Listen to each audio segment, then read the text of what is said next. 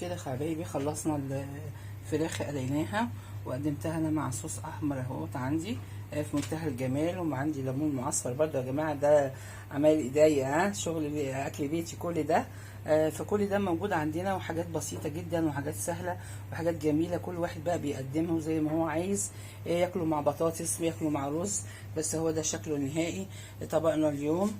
واشوفكم دايما على خير في وصفه جديده، واشوفكم دايما على خير. باي باي. مساء الخير، ازيكم عاملين ايه يا حبايبي؟ عاملين ايه؟ النهارده بقى هعمل لكم وصفه كده على السريع. انا عندي دلوقتي هعمل النكس اللي هي الفراخ اللي الولاد كلها بيحبوها، اللي بياخدوها معاهم في المدارس ومعاهم في كل حاجه. من صدر فرخه واحد يا جماعه، احنا هنعمل كميه كويسه وكميه كويسه، يعني هتوفر معانا كتير. ماشي، هخش على المقادير على طول. ده صدر فرخه يا جماعه، ومعايا بيضايه، ودي بطاطسايه فشرتها، وبصلايه كبيره، وثلاث فصوص توم، ومعايا اللي هي البهارات ديت اللي هي بتاعت الشيش طاووق والبتاع دي، بتبقى حلوه قوي برده، بتدي تيست حلو قوي في الطعم. وده طبعا انتوا عارفين البقسماط اللي هو زي الفيجيتار، حط عليه، واللي هو بتاع بدل الكورن فليكس، انا جايباه من عطار ودوت احنا طحنته شويه بحيث ان احنا نعمل بيه نتبل في الاخر. ماشي، ودوت التوابل بتاعتنا، معلقه بابريكا صغيره، ومعلقه 7 بهارات، وحاطه برده معلقه اللي هي الماجي المطحونه، ونص معلقه ملح، ونص معلقه فلفل، ومعلقه بيكنج باودر. هي دي مقاديرنا حبايبي اللي احنا هنعملها.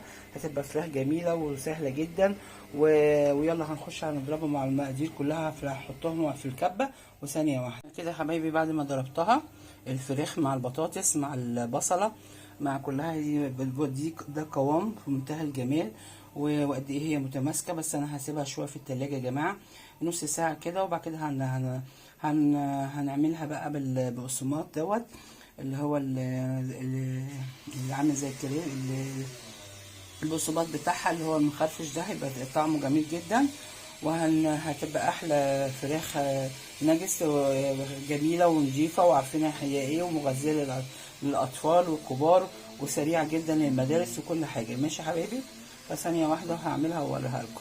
معلش بقى بصور لوحدي، فاعذروني بقى انتوا كنتوا نسيتوا. ماشي يا حبايبي، ثانيه واحده. بصوا يا حبايبي، خلصت الكميه من صدر فراخ واحد وبطاطسايه وبصلايه. عملنا صدور الفراخ البانيه اللي هي الجميله قوي الكريسبي، في منتهى الجمال يا حبايبي. ادتني كميه كويسه قوي ما شاء الله، حاجه جميله ونضيفه، واحنا عارفينها ان احنا عاملينها لاولادنا كويسه، ممكن تصغروها ممكن تكبروها زي ما انتوا عايزين. ودي اخر حاجه بقى، وهنحطها في التلاجة شويه وهنقليها وهقدمها لكم ثانيه واحده. كده حطيتها في الزيت يا حبايبي وبقليها، وفي منتهى الجمال وشكلها حلو قوي. بصوا ذهبي ازاي، ما فكتش مننا، وكل حاجه فيها متماسكه. الطريقه دي جميله جدا، وجربوها، وهقدمها لكم بقى ثانيه واحده.